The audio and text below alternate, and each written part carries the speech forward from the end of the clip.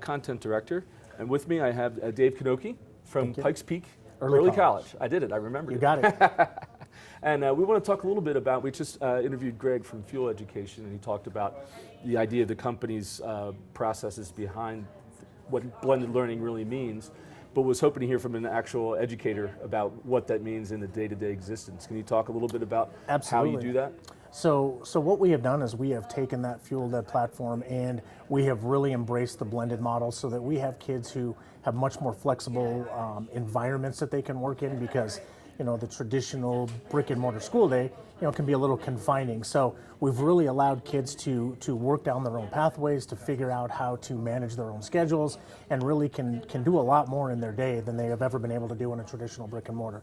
Fuel Ed's really allowed us to have a platform where we have an underlying curriculum that always exists, which allows our teachers to thrive in terms of student engagement, in terms of high-level project-based learning, and really getting laser focused on how to move towards that college level of education that our kids are desperate for in traditional schools. That really is a very powerful ability that students have now through that use of just having an understanding of where their education is and where they were and where they need to go. I mean, when I was in school, all I knew was if I got an A or a B, or more likely a C or D, and where I needed to go next, right? Right, absolutely. And we've been in this blended learning space through Spring Studio for Academic Excellence for the last 6 years, and we're adding on top of that a new school, Pikes Peak Early College, which will really be focused on what is that pathway? What are kids looking for? Not just what is the next sequence in order of a class, but really what are you going to do to really get an experience around where you might be heading in life. And a lot of times it's not about figuring out what you want to do, it's kind of realizing maybe what you don't want to do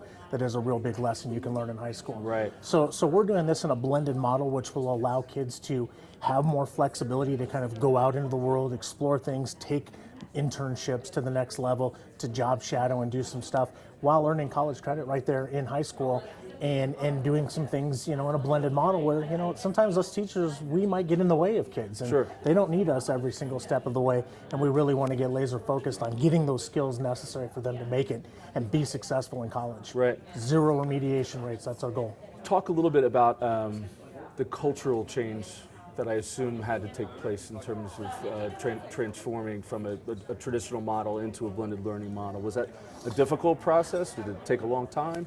I would say it was a difficult process. It was finding the right people to get on the bus. Yeah. And from that perspective is, a lot of times the big brick and mortar schools aren't for every kid. Yeah. They're looking for more connection, more, just knowing that their teacher really is a little closer than they might be in a traditional brick and mortar. So what we really found to be the biggest challenge was getting kids to loosen up, to open up, and know that asking questions and seeking help and self-advocating are really the skills that every kid in this school is doing. You're not alone in that world, so there's no shame in that, there's no fear in that. Yeah. So that culture of being open and being willing to fail a little bit so Yes. that you can be more successful down the road, Yeah. really has kind of come to fruition in the last couple of years. And That's great. And our kids are thriving because of it. That's great. Well, so what's next? Like, what's on the wish list for the next level at Pikes Peak? Well, our goal is to provide cost savings to a whole lot of kids in the state, which are moving down that path and very close to being burdened with this tremendous amount of debt. Yes. We're really focusing a lot of energies on first generation families.